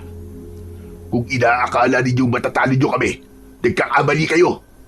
Binabalaan namin kayo pagkat ako mismo, ang katabi niya, ang nakakaramdam. Sa hangin ka magpaliwanag, Carlo. Paano kami maniniwala sa iyo? Ay parang hindi ka naman tinatablan habang katabi mo ang huklubang yan. Anong akala mo sa amin, mga tanga? Saka hindi ko ba alam na pinipigilan mo lang kami dahil alam mo sa sarili mo na ngayong gabi ay magpapaalam na kayo sa mundo. Mas desperado na kayo ngayon na. Sabihin mo na ang gusto mong sabihin, Gordon. Hindi mo alam kung paano gumagana ang kapangyarihang taglay ni Aling Sebia. Binalingan naman ni Carlo ang kanyang mga kalahi. Mga kalahi, kung ako sa inyo, ay tumulad na lang kayo sa akin na yumayakap na sa kabutihan at mamuhay na tulad ng mga tao. Alam kong ang ilan sa inyo ay sawa na rin sa pagiging aswang. May pagkakataon pa tayo magbago ng landas. Ikaw rin, Gordon. Baka gusto mo rin gagamutin tayo ni Kevin. Nakagawa na siya ng herbal na langis na babaligtad sa pagiging aswang natin. Huwag kang maggasik ng binhi ng kataksilan sa mga kalahi natin, Carlo. Ang kampo ng dilim ay mananatiling kampo ng dilim magpakailanman. Hindi mo kami madadamay sa kaululan mong yan. Ang pagiging aswang ay hindi kailanman nagagamot. Mananatili at mananatili tayong aswang habang buhay. Hindi totoo yan. May dilim ding tinutubuan ng liwanag at naaakit sa liwanag. Tulad ko at ng mga kaanak ko, naniniwala kaming may pag-asa pag makawala sa tanikala ng pagiging aswang. May paraan. Palagi may paraan. E di ituloy mo lang ang kaibangan mo. Umasa ka sa kawalan at huwag ka nang manghikayat pa ng mga kalahi natin. Ano yun? Damay-damay na? Ganun ba? Mga kalahi ko, pag-isipan ninyong mabuti ang mga sinabi ko. At ito pa, walang kasamaan o kampo ng dilim ang nagtatagumpay sa uli. Huwag ninyong hayaang nakakulong lang kayo sa kadiliman. Tumigil ka, Carlo! Walang makikinig sa isang taksil na tulad mo! Ikaw ang tumigil, Gordon! Hindi ka! Hayaan mo siya, Carlo. Ako na ang kakausap sa kanila. Ikaw, Gordon! Nakikita ko sa iyo ang isang aswang na hindi na talaga magbabago pa. Sa tulad mo ay wala na talagang pag-asa. Kaya ayaw mo ang iba na may pag-asa pa ay makalaya. Kayo, wala ba talagang gustong makalaya sa pagiging aswang? Sagutin niyo ako! Wala! Walang sino man sa mga kasama ko ngayon ang makikinig sa iyong matandang hukluban ka. Mananatili kaming mga aswang magpakailanman. Mananatili kaming kampo ng kadiliman habang buhay! Nagsiatungalan ang mga kasamaang aswang ni Gordon. Walang isa man ang gustong humiwalay. Pues, seselyuhan ko na kayo. Sinasabi ko sa inyo, nasa huli ang pagsisisi. Oras na maselyuhan ko kayo ngayon, ay biglang gusto nyo magbago, ay hindi na mababaligtad pa kailanman. Ang daming pansatsat, matandang hukluban ka. E deselyuhan mo na kami. Wala kaming pakialam. Basta't ngayong gabi, pagpipiestahan namin ang inyong mga katawan. Ganon Pues, heto sa inyo! Iniangat ni Aling Sebia sa ere ang hawak niyang tungkod. Umusal ng isang kataga na hindi maintindihan ang matanda. Sabay malakas na itinaktak ang tungkod sa lupa. Napansin naming nagningning ang batong mutyang nakakabit sa tungkod.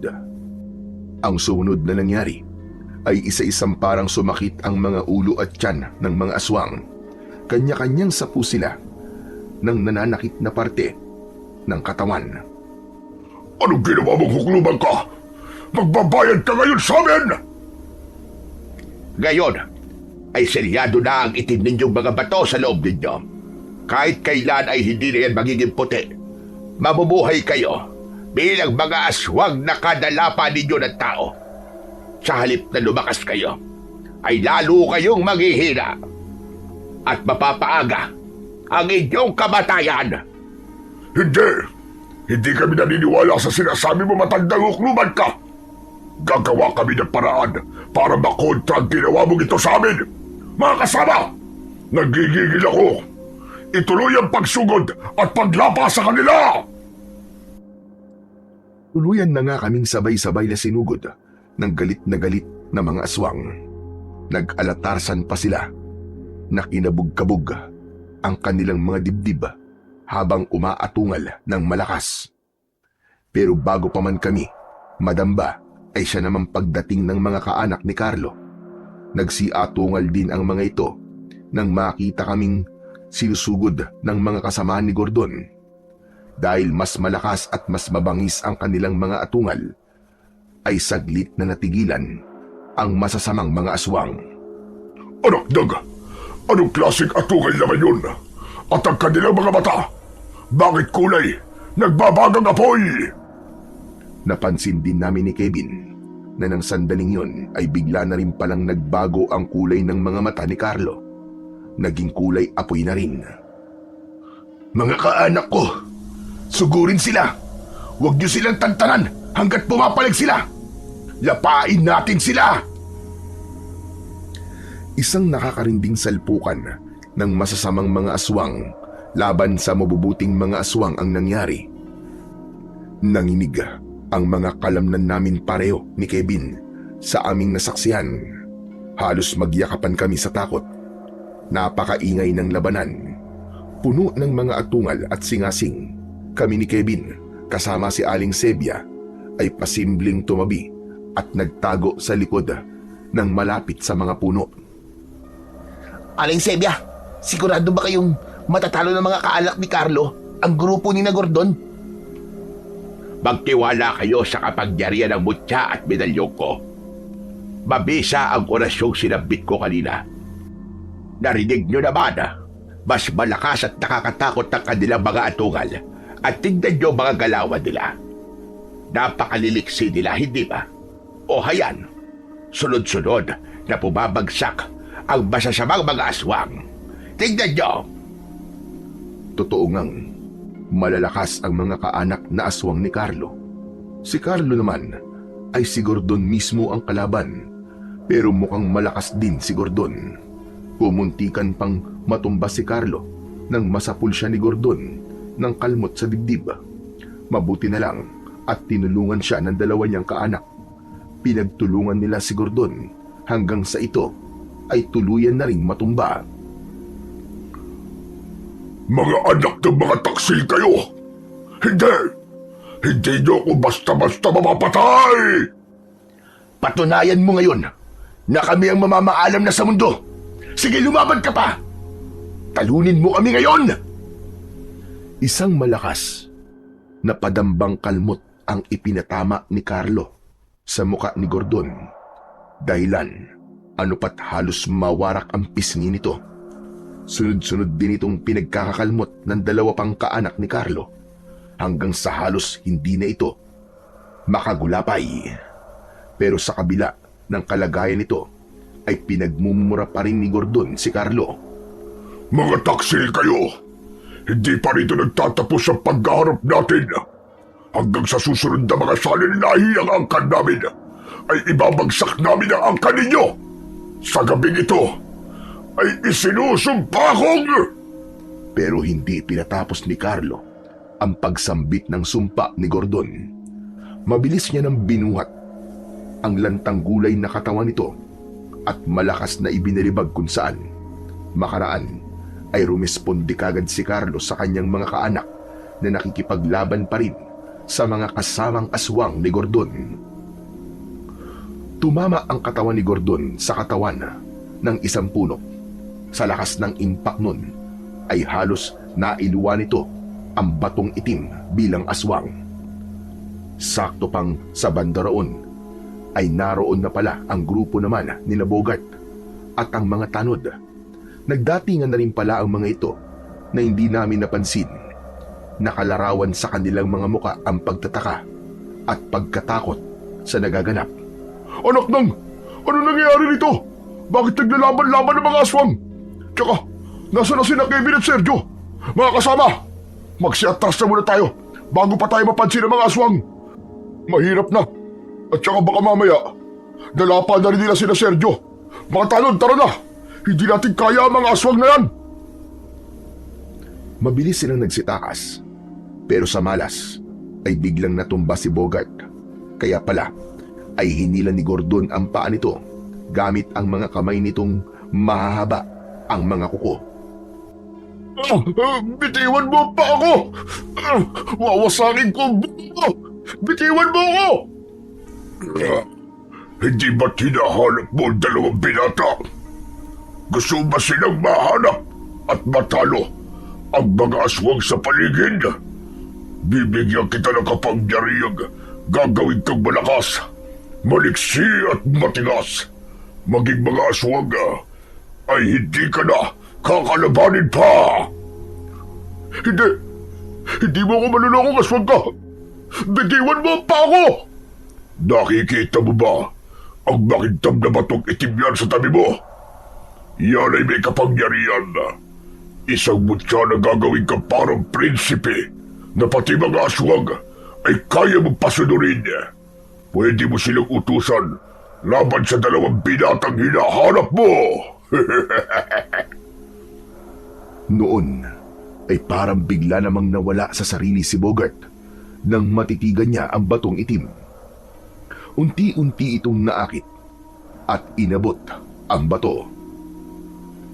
Sisigawan ko sana si Bogart para pigilan siya damputin ang bato ng aswang, pero biglang tinakpan ni Aling Sebia ang bibig ko. Huwag ka nang sumigaw pa, Sergio. Tumalab na sa binatag yun ang kamandag ng pag-akit ng batong itim. Kusang tumatalab yun sa isang taong may maitim na budhing katulad niya. At oras na tumanama ay wala nang magagawa pa para pigilan yon. Pero magiging aswang po si Bogart. Lalo niya akong pag-iinitan at lalo akong magiging delikado sa kanya. Hindi lang pala ako, kundi ang buong baryo. Kayo na rin na nagsabing may timang budi niya, di ba? Baka hawaan niya lahat ng tao rito at maging mga aswang din. Hindi magyayari ang iniisip mo, iho. Alam mo ba kung bakit? Dahil ang batong itim na yon ay selyado na. Kapag napunta ito at nalunok ng isang tao, oo, magiging aswang siya. Pero oras na makapambiktima siya, ay bababatay kagad siya. Ewan ko ba? Oo, at malaki ang galit ko kay Bogart at minsan kong inisip na ipatrabaho talaga siya sa mga kaanak ni Carlo. Pero bigla akong naawa sa magiging kapalaran niya. Naisip kong kung masama ka palang tao, ganun lang kadaling matatapos ang buhay mo. Walang saysay, walang totoong kulay, walang ambag sa mundo. Malungkot, napakalungkot. Aling Sebia, kay Gordon po, ano po ang mangyayari sa kanya kapag wala na po siyang batong itim? Mababatay na rin siya, Kevin. Dahil puwersahan niyang nailabas ang bato. Talagang sinadyang ibalibag siya ni Carlo para magyari yon. Ang isang aswang na katulad ni Gordon ay hindi na dapat binubuhay pa. Ngayon pa lang na hindi pa mataas ang rango niya ay gano'n na siya kasama. Paano pa kaya kapag naging pinuno pa siya ng mga aswang? Sa sagot na yon ni Aling Sebia, ay napatango na lang kami ni Kevin. Kung sa bagay, ang masasamang damo ay talagang kailangang bunutin ng mas maaga hanggat maaari. May itatanong pa sana ako kay Aling Sebia, pero bigla kaming muling napalingon sa direksyon ni Gordon at Bogart. Si Gordon ay napapaatungan lang malakas, ngunit hudyat na pala yun nang huli nitong hugot ng hininga. Si Bogart naman ay biglang nagwala matapos niyang malunok ang itim na bato. Paano ay napansin itong unti-unting nagbabago ang kanyang itsura. Nagiging aswang na rin siya. Ano nangyayari sa akin? Ang katawan ko! Ano nangyayari sa katawan ko? At lalo pa siyang nagwala nang mapansin naman ang sariling boses na gumagaspang na parang sa aswang. Nang mapalingon din siya sa iba pang naglalabang mga aswang at maikumpara ang sariling itsura, ay lalo pa siyang naalarma. Ang boses ko! Hindi pwedeng maging aswang ako. Ano nangyari sa akin? Hindi pwede to! Ayokong maging aswang! Dahil sa malakas na pagsigaw na yun ni Bogart, ay napansin pala ito ni Carlo. Napabaling ito sa kinaroroonan ni Bogart at nagtatakang pinagmasdan ang nagbago na nitong itsura. Nilapitan ni Carlo si Bogart. Isa kang bagong aswang! Hindi! Hindi ako aswang! Hindi ako aswang! Nilingon ni Carlo ang kinaroroonan ng wala ng buhay na katawan ni Gordon. Nang makita niya ang unti-unti ng nangungulubot nitong katawan, ay parang alam na niya kung ano ang nangyari. Ibinigay sa'yo ng aswang na yun ang kanyang bato. Nilunok mo. Hindi. Wala akong alam sa sinasabi mong aswang ka. Wala akong alam dyan. Nanlaki ang mga mata ni Bogart nang mapagtantong napaatungal ito. Napatakip pa ng bibig habang umiiling. Samantala, nang mapansin ng mga kasamaang aswang ni Gordon na patay na ang nangunguna sa kanila, ay bigla silang nagsipag-atungal sa kakaibang paraan. Ayon kay Aling Sebia, ay atungal daw yun ng pagsuko. Kaya naman ay unti-unti silang nagsiatras at nagtago sa dilim. Naiwan ang mga kaanak na aswang ni Carlo. Kami naman ni na Kevin at Aling Sebia ay lumantad na rin. Nagulat pa si Bogart nang makita kami. Kevin! Sergio! Kasama rin kayo na matandang yan. Teka, huwag kang lalapit sa akin na matanda ka. Parang hindi magandang pakiramdam ko sa'yo. Lumayo ka sa akin! Lumayo ka sa akin! Ang malas mo naman bata ka. Ikaw pa talaga ang natsyempuan ni Gordon para salina ng kanyang itim na bato. Ngayon ay isa ka na ring aswang. Hindi ako aswang. Ibalik niyo ako sa dati ako. Ikaw, Sergio. Kasalanan mo to kung bakit ako naging ganito. Ikaw rin, Kevin. Ikaw ang gumagawa ng mga aswang. Ibalik niyo ako sa dati ako. Wala kaming kasalanan sa pagkakaganyan mo, Bogart. Mali ang binibintang mo sa akin. Para sabihin ko sa'yo, nanggagamot ako ng aswang na ayaw ng maging aswang. Yun ang ginagawa ko kay Carlo. Hindi mo na kasi dapat ako sinundan, Bogart. Ako na nga ang umiiwas sa'yo. Pero ikaw pa itong makulit. Kundi dahil dyan sa kayabangan mo, sa pagmamaliit mo sa akin, at sa kaduyaan mo sa trabaho, hindi ka sana mauuwi sa ganito. Kaya mas tamang sabihin, kasalanan mo rin ang lahat.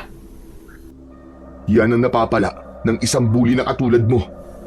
Inakit ka ng katulad mong may maitim na budi. You know, ang Gordon na yun ang umakit sa'yo gamit ang itim niyang bato.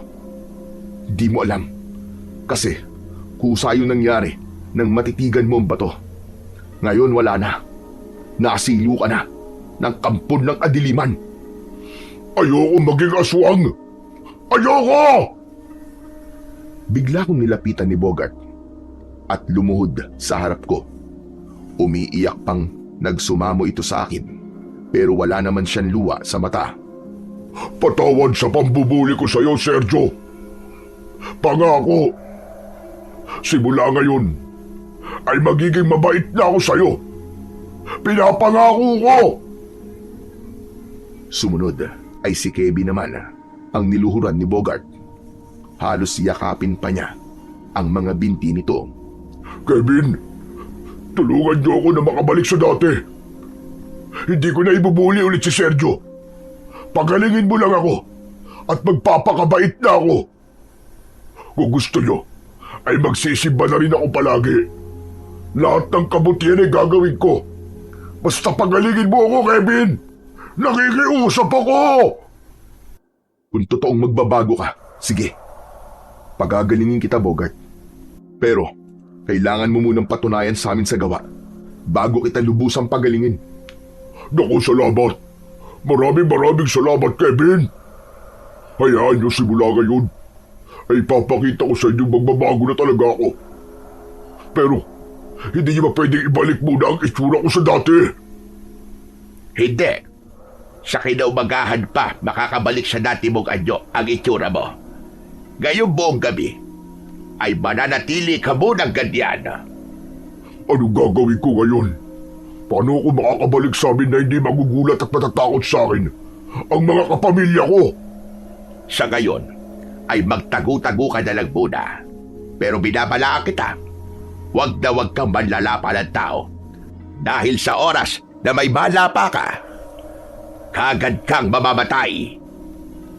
Matapos na magsalita ni Aling Sebia, ay bigla kaming binalaan ni Carlo. Huh? May mga paparating dito. Mukhang bumalik ang mga kasama niya at ang mga tanod. Mga kaanak ko, magsitago muna kayo. Hindi pwedeng maabutan nila kayo rito. Kami nang bahalang humarap at magpaliwanag sa kanila. Sige na, magbadali kayo. Saktong pagkatago ng mga kaanak ni Carlo, ay siya namang paglitaw ng mga kabarkada ni Bogart at ng mga tanod. May daladala ang mga itong mga sulo at kung ano-anong sandata na panlaban sa mga aswang. Si Bogart ay biglang natakot. Mukhang ayaw nitong makita siya ng mga kabarkada niya sa kanyang itsura. Kaya naman ang ginawa nito ay mabilis na tumakas at nagtago sa malapit na kakahuyan. Nang gabing yon ay ipinaliwanag namin sa mga tanod at sa mga kabarkada ni Bogart kung ano ang talagang nangyari. Ipinaliwanag din namin na ang kasama naming si Carlo ay totoong isang aswang, ngunit isang mabuting aswang. Lahat ng kailangan ipaliwanag ay ginawa namin. Pati ang nangyari kay Bogart ay ibinulgar na rin namin sa mga kabarkada niya. Binalaan namin silang iwasan si Bogart dahil hindi na ito normal. Matapos maintindihan ng mga tanod ang lahat, ay hindi na kami pinagdudahan pa. Nalaman din namin ni Kevin na alam din pala ng ilan sa mga ito na isang magaling na antingero si Aling Sebia. Kaya naman, nagpaalam na ang mga ito. Ganon din ang kabarkada ni Bogart na mga nalungkot dahil sa sinapit nito. Mabuti naman at hindi tayo ganong napalaban sa mga aswang ngayong gabi. O siya, tara na muna sa bahay ko at marami akong importanteng sasabihin sa inyo na kailangan din yung malaman.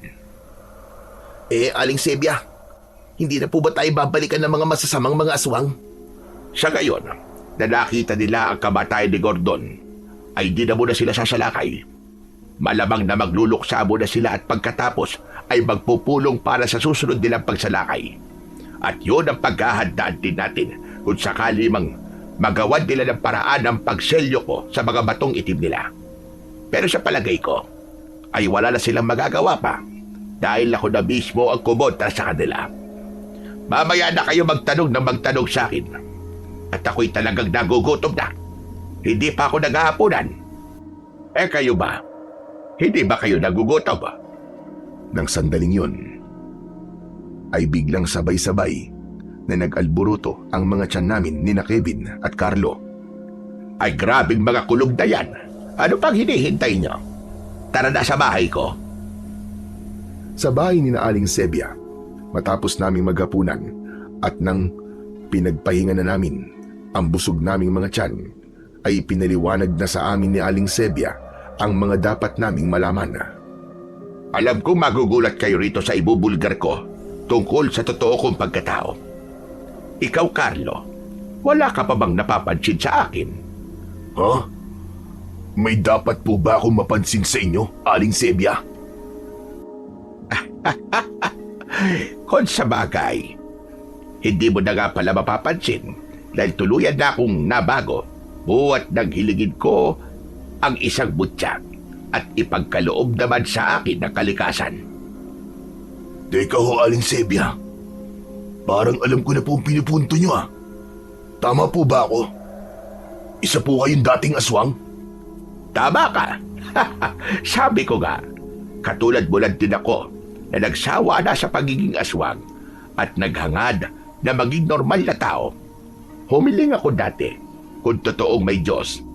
Sabi ko pa nga doon, mas mabuting mamatay na lang ako kaysa patuloy na mabuhay sa isang pagkataong ayoko na. Nang magpapakamatay na sana ako ay saka naman tinupad ang kahilingan ko. Hindi ko galang matandaan kung paano ko natuklasan ang mutyang batong kristal na ito na ikinabit ko rito sa tungkod ko. Simula noon ay iniisip ko na kung anong silbi ng mutya. Kung hindi ko naman alam kung paano gamutin ang ibang aswang na gustong maging normal na tao. Hanggang sa nakasalubog ko nga itong si Kevin. Ang sumunod ay di ko akalaing magiging parte na pala ng isang kasaysayan. Ako ho? Oo, iho, ikaw. Ikaw palang nakatakdang makakatulong ko para maging posible na mapagaling ng lubusan ng mga aswang na gustong magbago ng buhay at mamuhay na tulad ng normal na mga tao. Paano po natin sila lubusang mapapagaling? Sa pamamagitan ng bagong tuklas mong herbal na langis, isang proseso na lang ang kulang. Anong proseso po? Mahaba-haba ang proseso sa parte mo bilang tagagamot. Mga buwan siguro ang kailangan. Ang sa akin naman, na siyang huling proseso ay tulad ng pagsiselyong ginawa ko sa mga matong itim na mga aswang na nakalaban ng mga kaanak ni Carlo kanina. Pero, ano pong proseso ang sa inyo, Aling Sebia? Yon ay kapag nailuwa na ang itim na bato dahil sa paggagamot ni Kevin. Ang batong itim ay gagawin kong puti sa papamagitan nitong butya ko. Tapos ay muling lululukin. Sa ganong paraan ay selyado na ang dating masamang bato at hindi na muling magiging aswang pa. Bakit gagawin pa pong puti kung pwede naman pong itapon na lang ang itim na bato? Hindi pwede yun. Mamamatay sila tulad ng nangyari kay Gordon. Isa pa, delikadong may ibang taong makapulot doon. Ganun po pala. Pero ang galing po ng sinabi nyo. Sa wakas, Carlo, hindi ka na magiging aswang pang muli kapag naging puti na ang bato mo. Ayos! Ang galing. Nasasabik na po akong dumating sa uling proseso. Sana po, Aling Sebia, ay meron kayong shortcut. Hindi ako. Bawat mabubuting bagay, iho, ay hindi na dadaan sa shortcut. Palaging tiyaga at pagtitiis ang kailangan bago maabot yun. Kakambal na mga bertud ng mabubuting mga bagay. Kung idadaan natin sa shortcut, hindi magiging matalam yun. Biro lang naman po. Siyempre po, ay gusto ko po talagang dumaan sa tamang proseso. Mas permanente ang resulta. Mas ayos po. Si Kevin naman ng sandaling yon ay napansin kong parang may malalim na iniisip. Parang may kung anong inaalala. Hoy, Kevin, bakit ganyan ang itsura mo? Sobrang lalim naman yata ng iniisip mo. Ha? Naisip ko lang si Bogart eh. At yung batong na isalin sa kanya ni Gordon. Aling Sebia, di po ba ay naselyuan niyo na po yung itim bato ni Gordon? Oo, iho. Bakit? Si Bogart po. Dahil nalunok niya ang batong itim na selyado. Kapag ginamot po ba natin siya, ay gagaling pa siya. Oo nga pala. Yan pa pala mahalagang sasabihin ko sa inyo. Sa kasamang palad, ay hindi na siya gagaling pa. Malas na lang niya.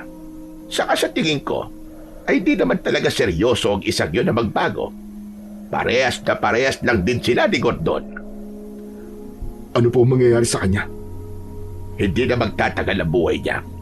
Sa kalagayan niya, kapag naging aswang siya ulit sa susunod na gabi, hindi na niya mapipigilan pa manlaban ng tao. Isang tao ang mamalasin sa susunod na gabi. Kaya hanggat maaari ay iwasan ninyong makaharap siya. Sasabihan din natin ang mga kababaryo natin na kinabukasan ng gabi ay wag na wag munang lalabas. Pero, nang mismong gabing yon, bago magbukan liwayway, ay may nalapa rin pala si Bogart. Kinabukasan na lang namin nabalitaan, ang nalapa niya ay ang mismong pinakamalapit sa kanya, sa kanyang mga kabarkada. Sa ganun lang nagwakas ang buhay ni Bogart. Wala man lang siyang naiwang mabubuting mga alaala. Kung may naiwan man siya sa akin, yun ay mapait na karanasan na mabuli ng isang tulad niya. Nalungkot ako na nawala siya, pero gumaan naman ang loob ko kahit papano dahil nabawasan ang pasanin ko sa araw-araw na buhay. Simula ng bagong araw na yon, ay sinimulan na rin namin ang misyon naming tatlo ni na Kevin at Aling Celia. Ang manggamot ng mga aswang na tulad ni Carlo at ng kanyang mga kaanak. Marami kaming natutunan sa karanasan naming yon ni Kevin. Pinaka nang ibabaw rito ay ang tulad ng sinabi ni Aling Sebia na may dilim na sinisibulan ng liwanag at tuluyang lumayakap sa liwanag. Ang dilim na yon ay may karapatang mabigyan ng pagkakataong magbihis at maging dalisay na liwanag. Hanggang dito na lamang po ang aking kwento at sana ay may napulot po kayo na magandang aral. Sa kwentong inyong napakinggan ay pinapatotohanan lamang na ang pagiging bully o mapang-api ay hindi kailanman tunay na pag-angat. Ito ay isang panandaliang ilusyon ng kapangyarihan na unti-unting sumisira sa kaluluwa. Kapag pinili nating maliitin ang kapwa upang tayo ay mangibabaw, hindi lang natin sinasaktan ang iba, unti-unti rin nating pinapatay ang liwanag sa ating sariling mga puso. Sa bawat panunuya, pang-aapi at pagyurak sa digdinad ng iba, may bahagi ng ating pagkatao ang nalulunod sa dilim. At kapag hinayaan nating sakupin tayo ng galit, inggit o pagmamataas, para tayong nagbubukas ng pinto sa mas madilim na puwersa na lalo bang nagpapalakas sa kasamaan sa ating kalooban. Sa una ay tila kontrolado natin ang dilim, ngunit kalaunan ay tayo na ang kinokontrol nito. Kaya't ang tunay na lakas ay hindi ang manakop, kundi ang magpasakop sa liwanag. Sapagkat sa bawat dilim ay may liwanag na handang gumabay, magpatawad at magligtas sa sino mang pipiliing lumakad patungo rito. Ayon nga sa unang Juan, Kabanata 2, talata 9 hanggang 11. Ang nagsasabing siya ay nasa liwanag, ngunit napopuot sa kanyang kapatid, ay nasa kadiliman pa rin. Ang napopuot sa kanyang kapatid ay nasa kadiliman at lumalakad sa kadiliman. Sabi rin sa Efeso, Kabanata 5, talata 8 hanggang 9, sapagkat dati kayong kadiliman, ngunit ngayon ay liwanag na kayo sa Panginoon. Mamuhay kayo bilang mga anak ng liwanag. Sinasabi rin sa Roma, Kabanata 12, talata 21, huwag kang padadaig sa masama, kundi daigin mo ng mabuti ang masama. Sabi rin sa Mateo, Kabanata 5, talata 44, ibigin ninyo ang inyong mga kaaway at ipanalangin ninyo ang mga umuusig sa inyo. At panghuli, sabi sa Juan, Kabanata 8, talata 12, ako ang ilaw ng sanlibutan, at ang sumusunod sa akin ay hindi lalakad sa kadiliman, kundi magkakaroon ng ilaw ng buhay. Sa huli, ang bawat tao ay may pagpipiliang yakapin ang dilim ba o ang sumunod sa liwanag. Ang dilim ay maaaring magbigay ng pakiramdam ng kapangyarihan, ngunit ito ay hungkag at nauuwi sa pagkawasak. Samantalang ang liwanag, bagamat minsan mahirap sundan, ay nagbubunga ng kapayapaan, paggaling at tunay na pagbabago. Kapag pinili nating itaas ang kapwa kaysa yurakan siya, doon nagsisimulang gumaling ang sugat ng mundo at ng ating sariling puso. Sapagkat ang liwanag ay hindi kailanman nawawala, naghihintay lamang ito na tayo'y lumingon, magpakumbaba at hayaang tangayin nito ang kadiliman na minsang kumubkob sa atin. At sa sandaling yon, matutuklasan natin na ang tunay na tagumpay ay hindi ang mangibabaw sa iba, kundi ang manaig laban sa sariling anino. Maraming salamat po sa walang sawang suporta at pakikinig sa aking mga YouTube channel. na The Voice Addict at mga kwento ni Apong Isak. Hanggang sa muli at pagpalain nawa po kayo ng Diyos na may kapal.